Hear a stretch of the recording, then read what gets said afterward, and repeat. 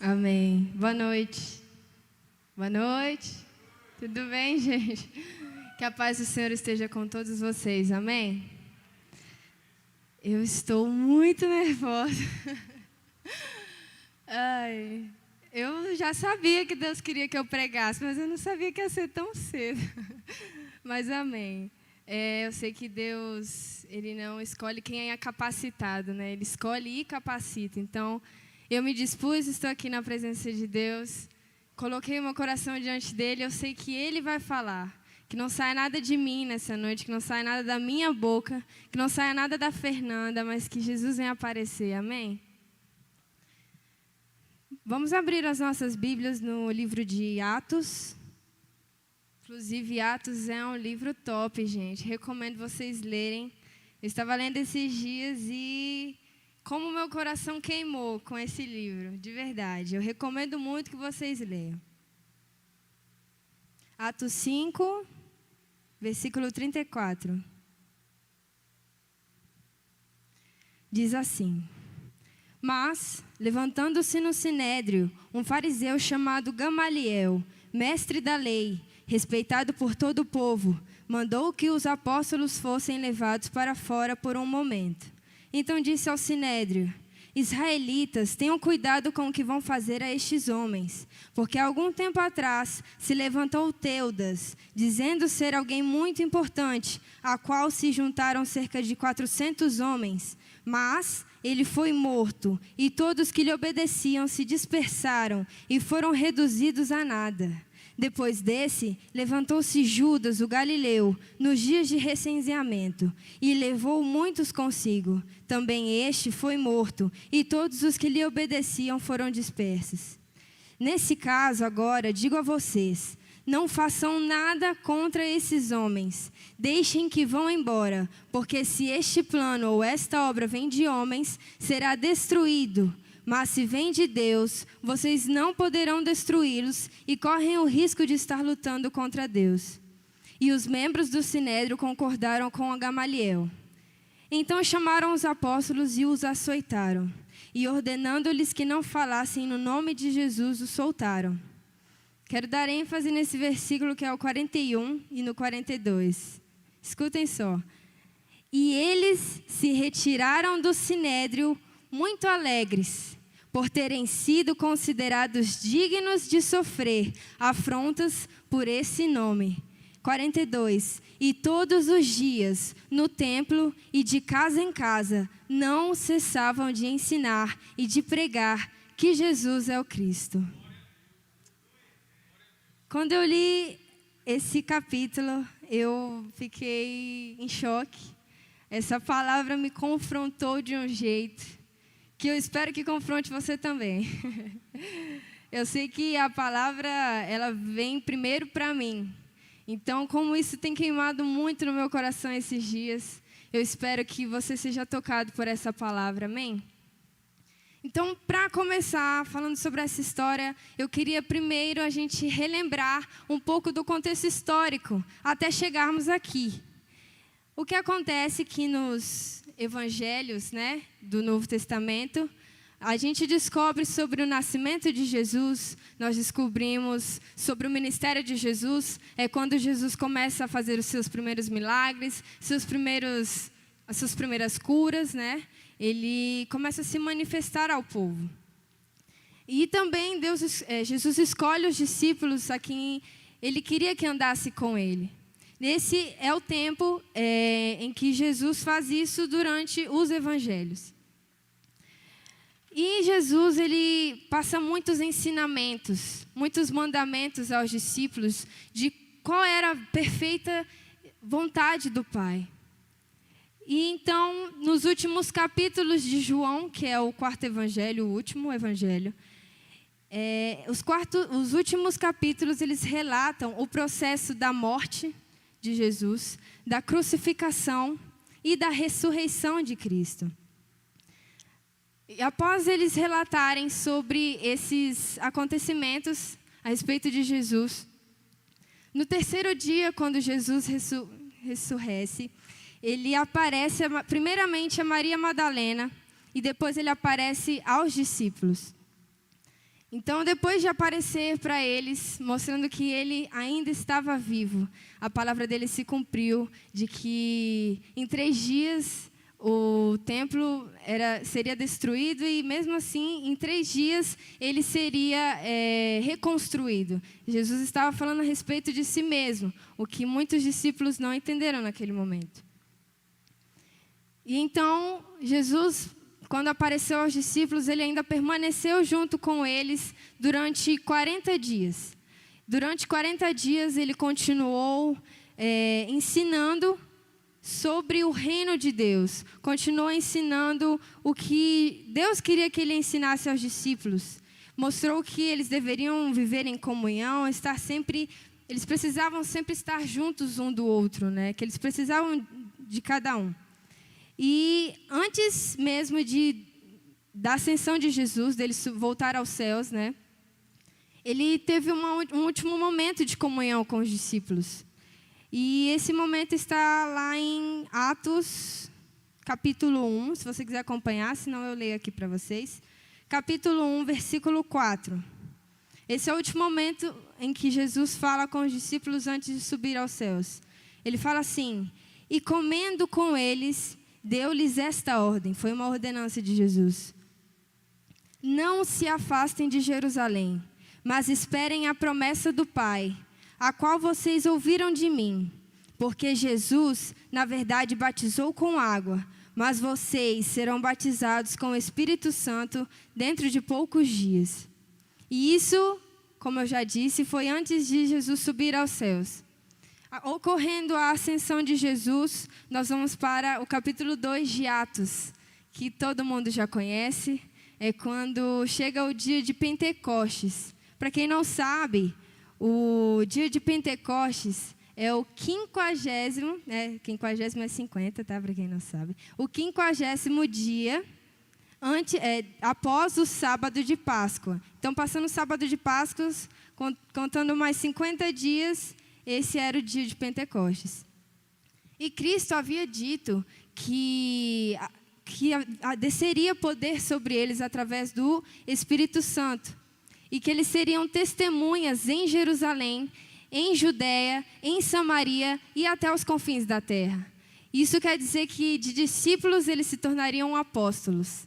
E eu quero deixar aqui para vocês o significado. Eu sei que muita gente já conhece. Apóstolo significa mensageiro ou enviado. Ou a gente pode até falar que é mensageiro enviado, né? Que ele é enviado com alguma mensagem. E eu vi esse significado e eu achei muito interessante. E ele remete muito a nós, né? Não somos apóstolos, não temos esse cargo, não somos ungidos assim, mas nós somos considerados como apóstolos, como enviados de Cristo. E o significado que eu vi é exatamente esse. O apóstolo, ele representa aquele que o envia. Então, ele não representa a si mesmo. Ele representa quem o enviou. Então, eles, como apóstolos, representavam Jesus, que era quem havia os enviado. O apóstolo representa aquele que o envia e é investido de autoridade para tal. Então, além deles serem enviados com a personalidade de Jesus, eles também receberam autoridade para espalhar a mensagem de Cristo. E o outro significado que eu vi também foi que dessa forma, né, eles representando quem o enviasse, dessa forma, eles também representavam a personalidade e a influência de seu mandatário. Então, apóstolo basicamente é um mensageiro que é enviado e representa aquele que o envia. Ele representa a personalidade.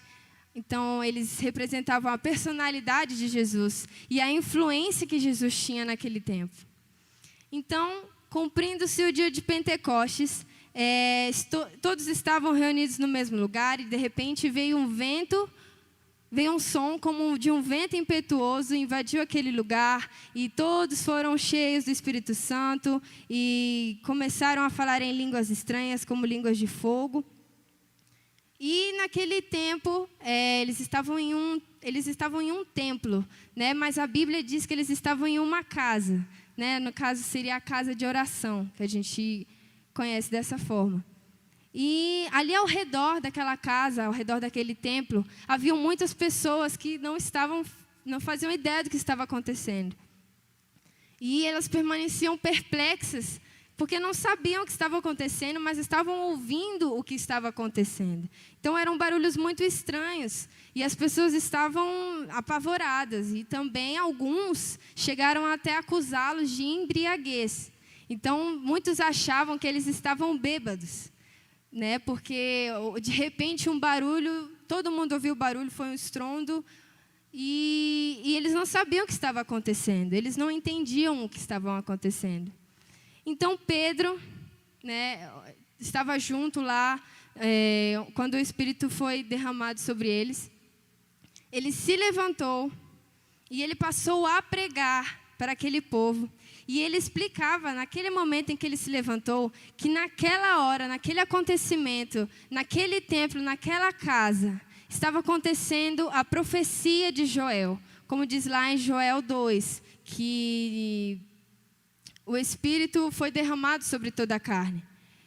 E Pedro começou a explicar sobre isso. E é engraçado que a gente vê que Pedro, como muitos já conhecem, na história antes da crucificação de Jesus, ele negou 3 vezes a Jesus. E este mesmo Pedro que negou a Jesus, foi levantado com muita autoridade, com o Espírito Santo de Deus, para declarar aquela multidão que Jesus era e é, né? Ele continua sendo o Messias prometido. E começou a explicar sobre os feitos de Jesus, sobre os milagres que ele havia feito, sobre os prodígios, sobre os sinais de Deus através da vida de Jesus. Tudo que Jesus tinha feito naquele tempo. Então, resumindo, aconteceu aquilo naquela casa, quando o Espírito desceu sobre os apóstolos, e o povo estava atordoado, eles não sabiam o que estava acontecendo. Então Pedro se levantou e começou a explicar o que estava acontecendo. Disse que cumpriu uma profecia que estava em Joel e que explicou por que estava acontecendo aquilo, quem Jesus era, o que Jesus tinha feito. E a multidão começou a se comover com aquele discurso, porque ali Pedro revelou o propósito da morte e da ressurreição que resultaram na glória de Deus. Então não foi por acaso, a morte de Jesus não foi algo que os fariseus planejavam, não, já estava tudo escrito, já estava tudo planejado no coração de Deus. E ali a multidão, comovida com o discurso de Pedro, escolhe se arrepender de seus pecados. Então o discurso de Pedro, aquele que negou Jesus 3 vezes, Pedro, que negou a Jesus, foi levantado com autoridade para falar sobre quem Cristo era. Ele recebeu a verdadeira revelação de quem Cristo era e começou a pregar para aquele povo de tal forma que as pessoas começaram a se comover e quiseram descobrir quem era esse Jesus. Eles quiseram se arrepender dos seus maus caminhos e confessar a Jesus como seu único e suficiente Salvador. E olha que interessante, 3 vezes negou Jesus, mas naquele dia, 3.000 pessoas foram batizadas nas águas, confessaram a Jesus como verdadeiro e único Salvador e se arrependeram dos seus pecados. E com isso eu quero te dizer que não há nada que possa te impedir do propósito, de viver o propósito de Deus. Sabe, eu muitas vezes me encontrei em um lugar onde eu só conseguia pecar, eu não conseguia sair dali, eu não conseguia parar, eu não tinha forças. Mas assim como Pedro, que pecou, errou com Jesus, praticamente traiu Jesus, né? Ele foi levantado e triplicou, né, a quantidade de vezes que ele foi abençoado, que Deus recompensou por conta desse coração que ele teve, sabe? Ele se dispôs a viver o propósito do Senhor e Jesus revelou quem ele realmente era. Então o pecado, ele não pode apagar o propósito de Deus na sua vida. E não pode apagar o propósito de Deus na nossa vida. Então o seu erro, a sua falha, não se iguala ao propósito do Senhor. E o Pedro é o maior exemplo disso. Lá em Romanos 6,14, para confirmar isso que eu acabei de falar, diz assim: porque o pecado não terá domínio sobre vocês, pois vocês não estão debaixo da lei, e sim da graça. Então, não há o que temer. Se você pecou, não se afaste de Jesus. Eu aprendi uma coisa uma vez, eu escutei, na verdade, eu acho que eu li isso em algum lugar, e estava escrito: se você pecar, não se afaste de Jesus. Se você pecar, se aproxime ainda mais. Porque quanto mais próximo você estiver de Jesus, não vai ter mais espaço para o seu pecado. Então o pecado automaticamente ele vai se afastar de você. E então depois do dia de Pentecostes, dali para frente, muitos milagres, muitas curas, muitos prodígios aconteceram na cidade de Jerusalém, através de Pedro e também dos outros apóstolos. E a partir do capítulo 4 de Atos, lembrando que eu estou fazendo só uma retrospectiva para vocês entenderem o que eu estou querendo dizer, tá, gente? A Bíblia relata que a perseguição dos saduceus e dos mestres da lei começa contra a igreja. Começa contra os apóstolos principalmente. Os fariseus eles não aceitavam que os apóstolos anunciassem sobre Jesus. Eles não aceitavam que o evangelho de Jesus fosse espalhado pelas nações, né? E mesmo assim, Pedro e João continuavam a pregar e eles continuavam ganhando almas ao Senhor. Eram pescadores de homens, como eles foram chamados. E ali eles anunciavam os feitos também dos fariseus. Eles anunciavam que Jesus morreu por conta da lei do homem. Jesus morreu porque os saduceus, os fariseus, os mestres da lei, disseram que ele estava blasfemando contra a lei. Mas mesmo assim, eles continuavam pregando sobre Jesus. Eles continuavam anunciando o evangelho de Cristo.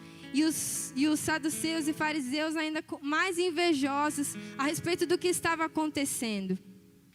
Então eles proibiram os apóstolos de falar em nome de Jesus. E proibiram eles de anunciar o evangelho de Cristo. Mas mesmo assim, Pedro e os apóstolos continuavam pregando o evangelho, eles não paravam, porque eles preferiram ouvir a voz de Deus do que a voz dos homens. Então eles não se importavam com o que a lei dizia, eles não se importavam com o que os outros criticavam, com o que os outros, com o jugo que os outros colocavam em cima deles. Eles simplesmente seguiam a voz de Deus. E eles continuavam a pregar, mesmo com essa proibição dos fariseus. Então eles chegaram a ser presos, né, pelos homens do Sinédrio. Eles não obedeceram à ordenança deles. Mas a igreja, enquanto eles estavam presos, a igreja continuava clamando a Deus. Clamavam a Deus para que tivessem misericórdia dos seus irmãos.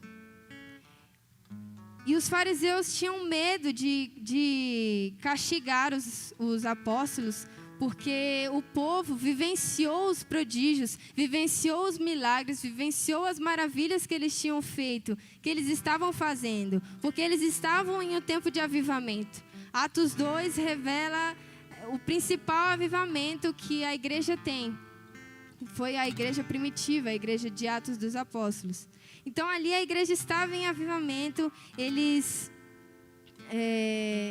tinham medo de castigar os apóstolos, porque a igreja estava vendo isso, todos estavam a favor dos apóstolos. Então eles resolveram soltar os discípulos. Então eles continuaram pregando o evangelho. E ali, como eu já disse, revela que a igreja continuava em avivamento. Para vocês terem noção do que é o avivamento.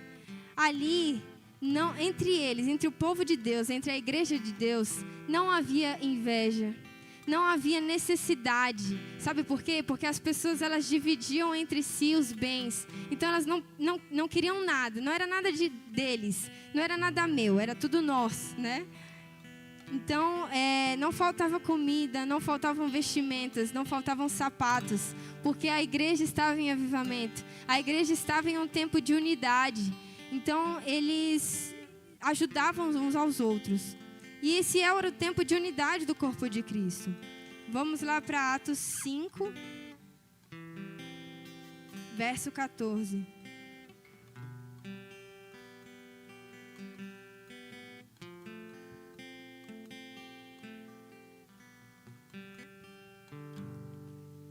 Atos 5, verso 14, revela exatamente o que eu estou falando sobre a igreja estar em avivamento. Aqui diz no verso 14: e aumentava sempre mais o número de crentes no Senhor, uma multidão de homens e mulheres, a ponto de levarem os enfermos até pelas ruas e os colocarem sobre leitos, e olha só, presta atenção nisso aqui, sobre leitos e macas, para que simplesmente ao passar Pedro, ao menos a sua sombra, isso é loucura, a sombra de Pedro, eles queriam pelo menos a sombra de Pedro, para que se protegessem sobre alguns deles. Vinha também muita gente das cidades vizinhas de Jerusalém, levando doentes e atormentados por espíritos imundos, e todos eram curados. Isso é insano da gente pensar. Imagina, a minha sombra, as pessoas procurarem pela minha sombra, porque o que eu carrego é tão forte, que o Espírito Santo derramou sobre mim é tão poderoso, que a minha sombra pode curar pessoas. A minha sombra, as minhas vestes, como as vestes de Jesus, com aquela mulher do fluxo de sangue, ela simplesmente tocou nas vestes de Jesus, e ali saiu virtude, ela foi curada. E é isso que Deus quer fazer conosco. Jesus falou que nós faríamos coisas bem maiores do que eles. Então, com esse acontecimento de cada vez mais a igreja aumentando, cada vez mais pessoas sendo salvas, mais pessoas sendo curadas, sendo transformadas, os fariseus estavam morrendo de inveja. A Bíblia diz que eles morriam de inveja porque eles não paravam de anunciar o evangelho e continuavam desobedecendo a ordem dos homens. Então eles resolveram lançar os apóstolos na prisão. E no dia seguinte, eles lançaram os apóstolos na prisão.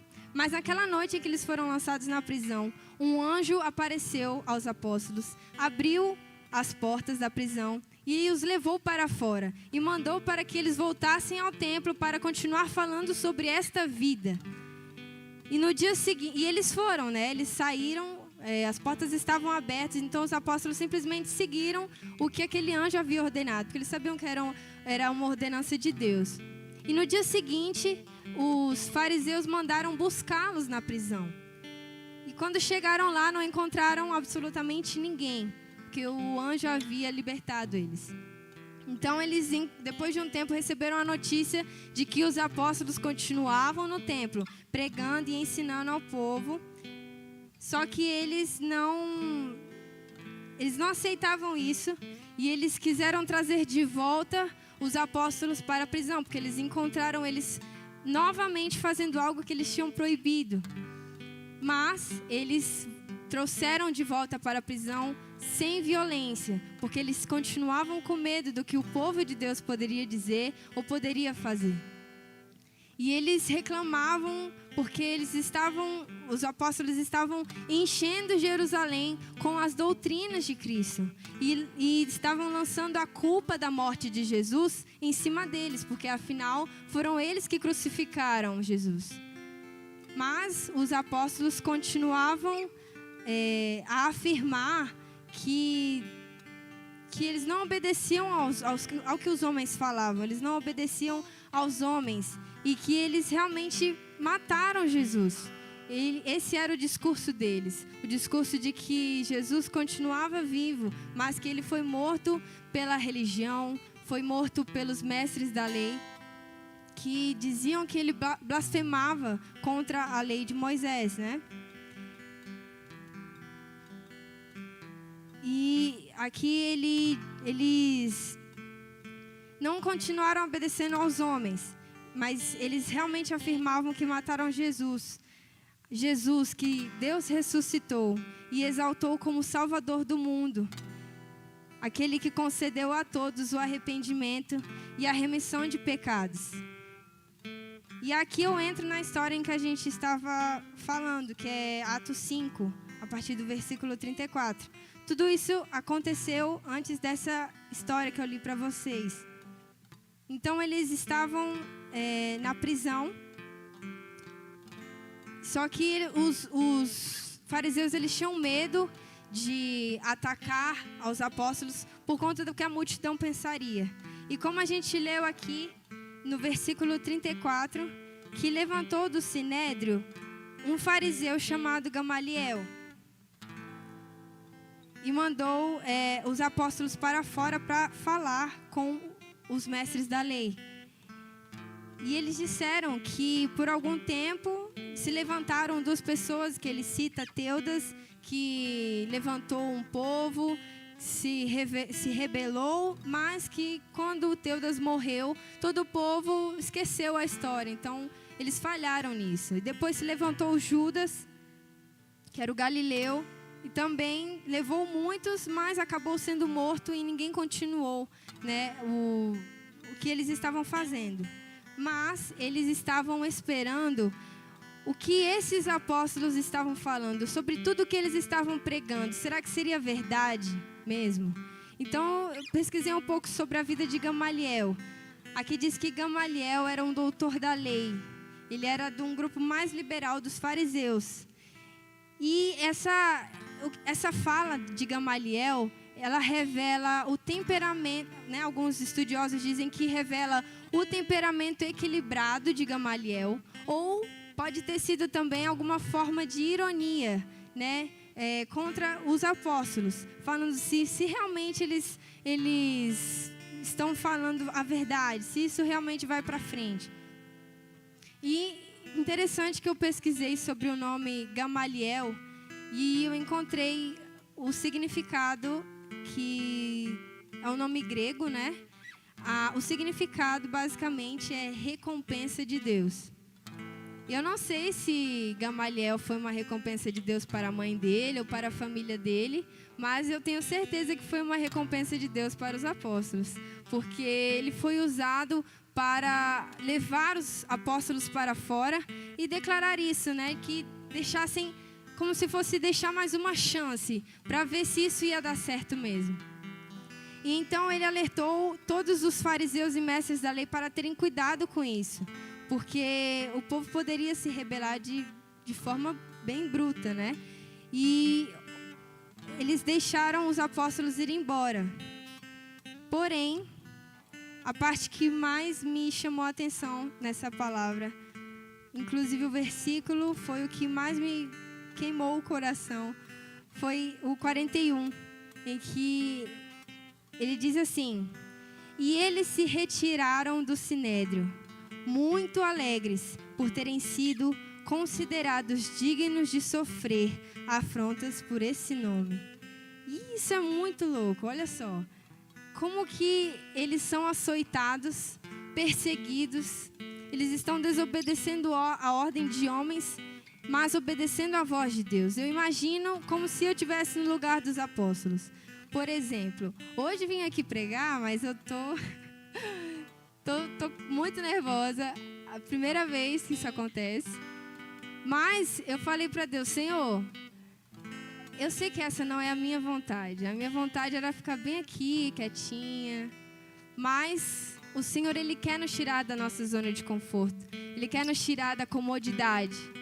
E eu acredito que isso pode ter acontecido também com os apóstolos.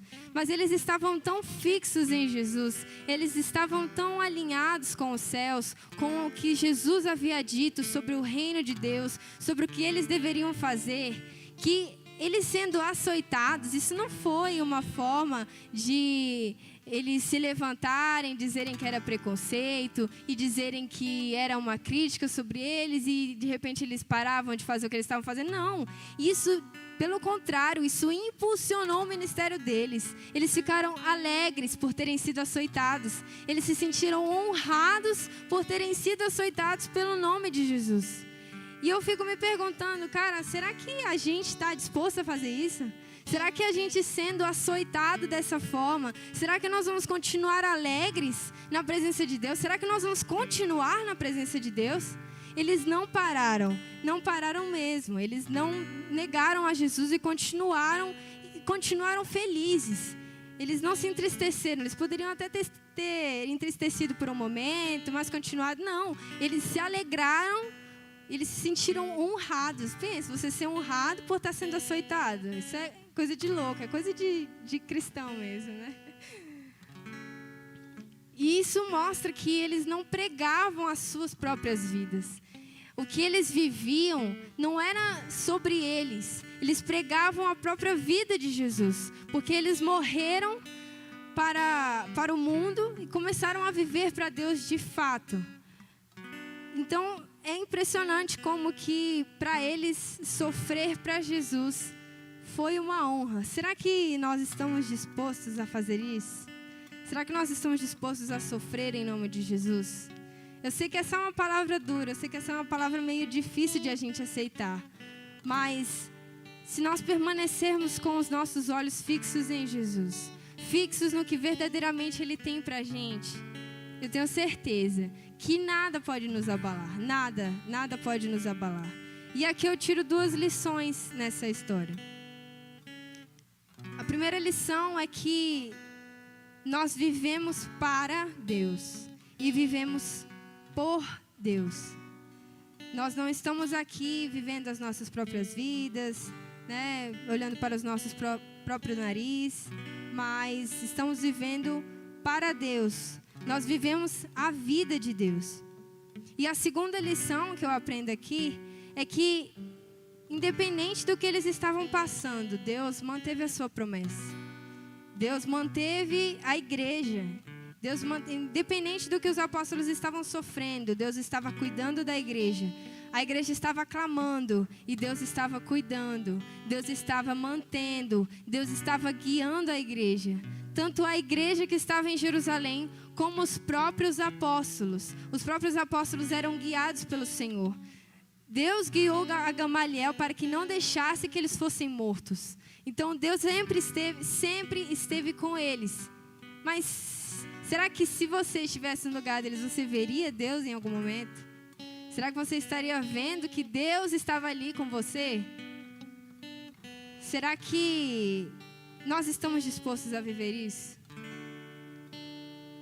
A palavra diz em Colossenses 3, exatamente confirmando sobre essas 2 lições que eu acabei de falar para vocês. Só relembrando que a primeira lição é que nós devemos viver totalmente para Deus. E a segunda lição é que Deus, Ele mantém a sua igreja. Ele cura a sua igreja. Ele cuida, Ele guia a sua igreja em tudo em que eles fizerem. Então, em Colossenses 3, a partir do verso 1 diz: portanto, se vocês foram ressuscitados juntamente com Cristo, olha só, busquem as coisas lá do alto, onde Cristo vive, assentado à direita de Deus. Pensem nas coisas lá do alto, porque vocês morreram e a vida de vocês está oculta juntamente com Cristo em Deus. Quando Cristo, que é a vida de vocês, se manifestar, então vocês também serão manifestados com Ele em glória. Portanto, façam morrer tudo que pertence à natureza terrena: imoralidade sexual, impureza, paixões, maus desejos e a avareza, que é a idolatria. Então, Colossenses 3, ele confirma exatamente o que a gente está falando. O que nós estamos fazendo para mostrar que nós realmente vivemos para Deus. Aqui ele diz que se vocês foram ressuscitados juntamente com Cristo, busquem as coisas que são do alto, não busquem as coisas que são terrenas. Busquem aquilo que vem dos céus. A palavra diz em Salmos, né, que nós olhamos para o alto dos montes, de onde vem o nosso socorro. E o nosso socorro vem do Senhor que fez os céus e a terra. Então é para lá que nós devemos olhar, é para lá que nós devemos buscar, é Ele quem nós devemos recorrer. Somente a Deus que nós devemos recorrer. E ali mostra que os apóstolos realmente confiaram e descansaram de todo o seu coração em Deus. Apesar das circunstâncias serem difíceis, serem controversas, aquilo que eles imaginavam, talvez a gente aceite Jesus hoje e acredite que nós vamos viver uma vida de bênçãos, uma vida de milagres, todo dia tem dinheiro na minha conta. Não, não é bem assim. Toda vez que alguém aceita Jesus e eu vou cumprimentar essa pessoa, eu falo bem assim, olha, não vai ser fácil. Não vai ser fácil, mas vai valer a pena. Vai valer a pena, porque o nosso galardão, ninguém da terra pode dar. Ninguém é capaz de dar um galardão pra gente. Mas o nosso galardão nos espera lá em cima, lá na eternidade. E é por isso que o nosso coração deve queimar. Deve queimar pelas coisas que são eternas. Não pelas coisas que nós podemos ver. Que nós conseguimos ver. Que está limitado. Nós não vivemos por vista, nós vivemos pela nossa fé. E você pode até me dizer assim, mas os apóstolos estavam com Jesus quando Jesus era em carne e osso. Então eles confiavam mesmo, né, que Jesus existia de verdade. Eu nunca vi Jesus, e aí? A Bíblia diz em João 20, 29, diz assim: bem-aventurados são os que não viram, mas creram. Então nós somos bem-aventurados. Independente de se vimos Jesus, se não vimos Jesus, se nós cremos que Ele vive, se nós cremos que Ele veio e que Ele voltará, nós seremos bem-aventurados nisso. A Bíblia revela que os apóstolos, eles experimentaram de perto as primeiras perseguições contra a igreja. Eles experimentaram de perto o avivamento. Mas eles permaneceram com a palavra de Jesus e a convicção de quem Ele era. Então as circunstâncias não limitavam eles. A gente pode ver nesse versículo como que uma pessoa pode estar alegre por ter sido açoitada, por ter sido machucada. Isso pode até parecer uma ameaça, uma afronta, né? A gente acaba tomando ranço das pessoas por qualquer coisa. Imagina aqueles apóstolos sorrindo, saindo de lá todo machucado, rindo assim, ó, sem dente. Imagina. É sério, a gente ri, mas isso é muito, muito sério, isso é muito importante. Então ali, a gente pode ver que a Bíblia nos revela que todos nós, sem exceção, todos nós fomos chamados por Jesus. E é Deus quem quer nos levantar. Mas será que nós estamos dispostos de fato? Porque foi o que eu disse no começo. Nós não precisamos ser os melhores, não precisamos ser os mais importantes, não precisamos ter influência, não precisamos ser famosos. Deus só quer o nosso coração quebrantado e disposto, dizendo: eis-me aqui. Senhor, eu não sei o que vai acontecer daqui para frente. Imagina Pedro, Tiago, André, que largaram a pesca para seguir Jesus. Imagina, eles foram transformados de pescadores de peixes para pescadores de homens. E olha agora o que eles estão vivenciando. Eu tenho certeza que eles estavam cheios do Espírito Santo. Eu tenho certeza que aquele tempo de avivamento deixou eles tão cheios, que eles não tinham nem tempo de pensar a respeito do que esses fariseus estavam fazendo. Eles não tinham tempo de pensar que eles estavam talvez ali sofrendo uma perseguição, ameaças de morte. Eles não tinham tempo para isso, porque eles estavam cheios de Cristo. Eles estavam cheios do Espírito Santo. E será que nós estamos nos preparando para este tempo? Nós falamos tanto de, nós queremos 1.000 jovens para a igreja, nós queremos 2.000 jovens, 10.000 jovens. Mas será que a gente está disposto? Será que a gente está preparado para isso? Sabe, nós estamos preparados para aquilo que Deus vai nos chamar. Às vezes a gente fica tão limitado ao que a gente vê aqui, ao que acontece ao nosso redor, às circunstâncias, ao que as pessoas dizem, às críticas que a gente leva nas costas, aos julgamentos. Mas será que nós estamos verdadeiramente dispostos a olhar só para Jesus? Só para o que Ele quer para a nossa vida? Para o projeto do Senhor, para o propósito do Senhor para nós? Será que nós estamos nos preparando para este tempo em que nós não vamos mais importar com o que os outros estão dizendo? Não vamos mais nos importar sobre o que os outros estão nos proibindo. Não estou falando para a gente ser contra a lei. Mas quando a lei ela é contra a palavra, eu prefiro seguir a palavra. Eu prefiro seguir a Deus. E sofrer as consequências. Mas isso é passageiro. Sofrer consequências aqui na terra vai nos levar ao céu. Sofrer consequências do que os homens impõem sobre nós, contra a palavra de Deus, contra a verdade, contra a vontade de Deus. Isso vale a pena viver. Porque Jesus, Ele está preparando um galardão para todos nós, amém? Vai dando glória a Deus aí que eu vou tomar um pouco de água.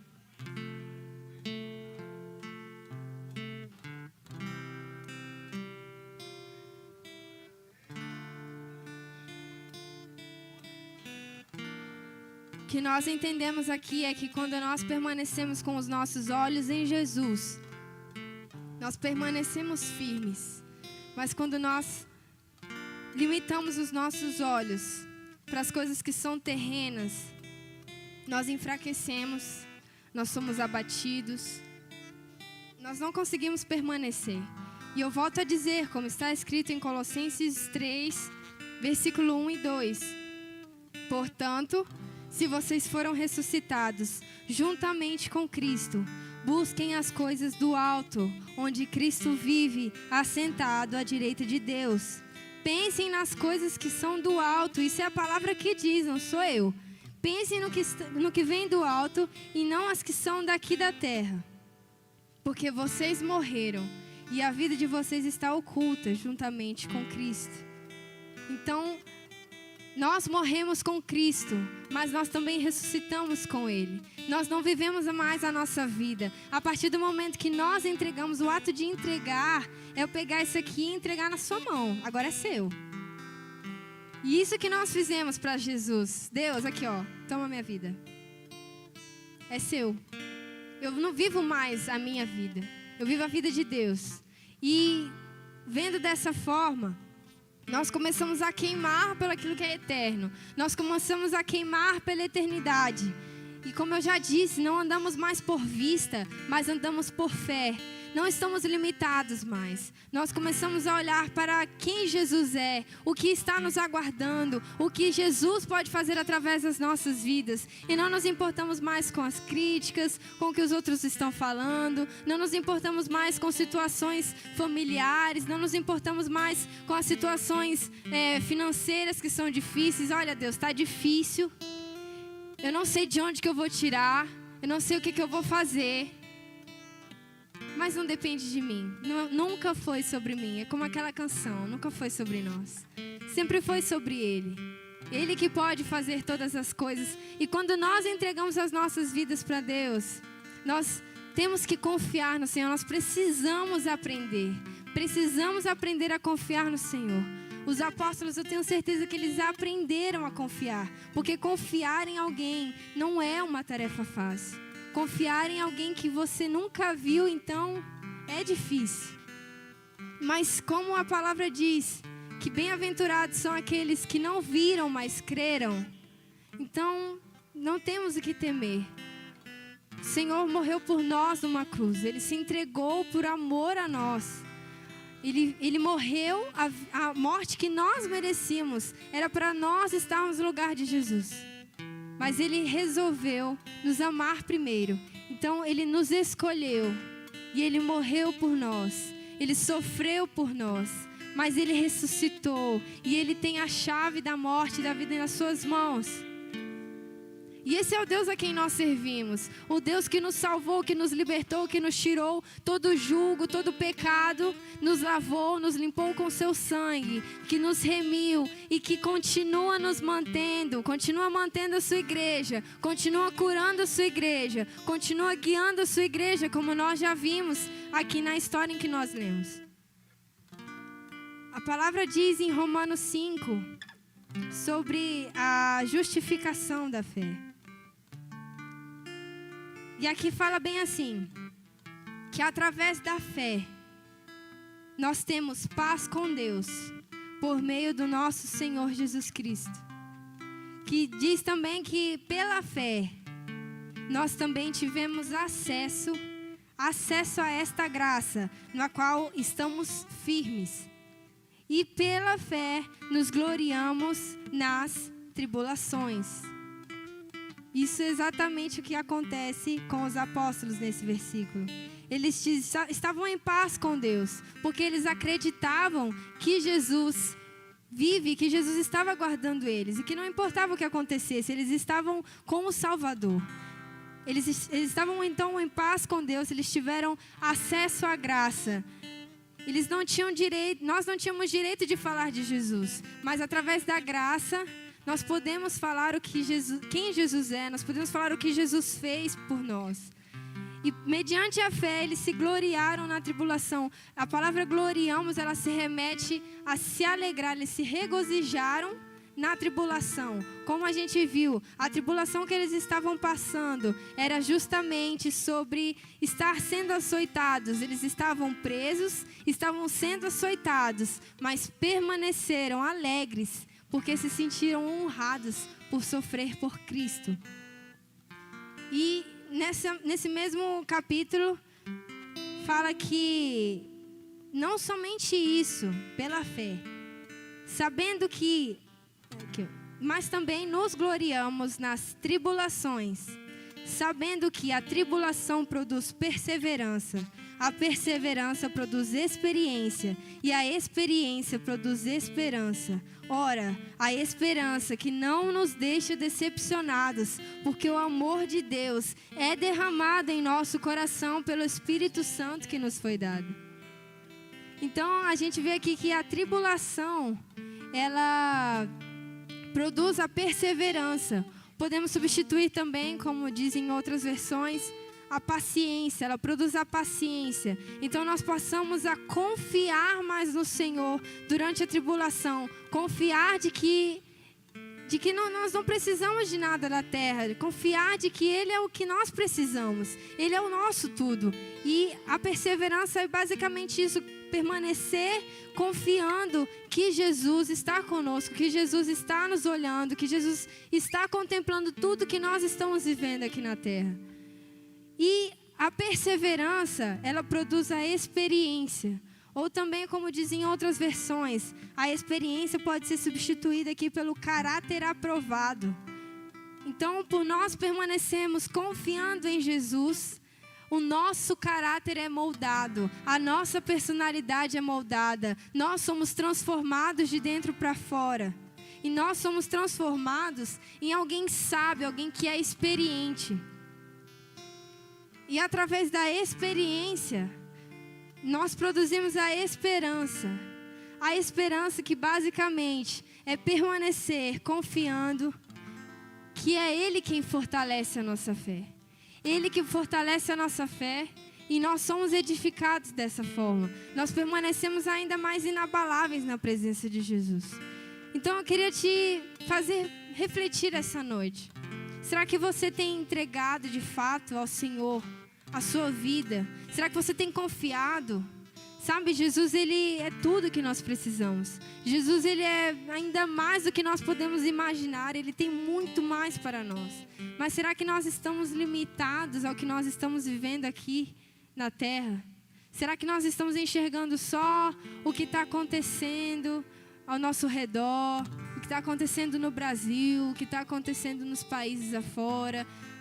Será que nós estamos associando nosso coração, nossa confiança a essas coisas que nós estamos vendo? Porque Jesus disse que isso aconteceria. Isso foi prometido, isso acontece, está acontecendo. Nós vemos, como já citaram aqui, a Marília Mendonça morreu aos 26 anos. E simplesmente aconteceu, ninguém esperava. Simplesmente aconteceu.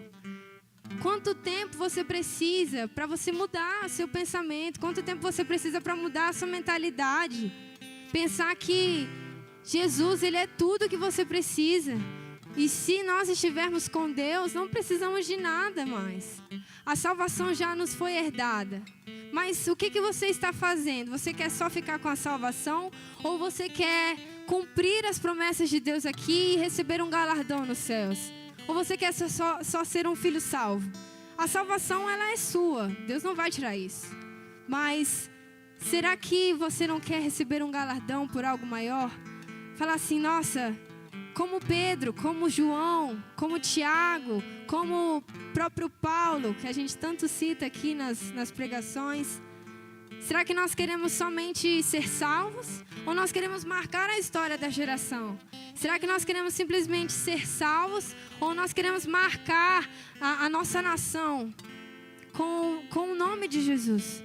Será que nós queremos mesmo? Será que nós estamos dispostos a sofrer por Cristo? E nos alegrarmos mesmo assim, porque nós temos a convicção de que aquilo que nós temos, aquilo que nós somos, só vem dEle.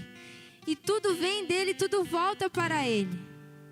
As tribulações, elas não podem revelar a glória de Deus que há de ser manifestada em nós. A gente viu aqui que as tribulações que os apóstolos estavam vivendo, com os fariseus, com os mestres da lei, com os homens do Sinédrio que estavam contra eles, contra a palavra de Deus, contra aquilo que eles estavam anunciando. Essa era a tribulação deles naquele momento. Mas isso não deixou eles serem abalados. Eles continuaram confiando no Senhor. É justamente o que a gente falou. Eles continuaram perseverantes. E a perseverança deles acabou moldando o seu caráter. Eles tiveram um caráter aprovado por Cristo. E dessa forma, foi criada uma esperança. Então eles foram mais felizes ainda, porque eles estavam sendo honrados por sofrer em nome de Jesus. E essa é a reflexão que eu quis trazer essa noite. Eu sei que foi rápido, mas eu creio que foi algo que marcou você assim como me marcou. E eu quero convidar você a ficar de pé nessa noite.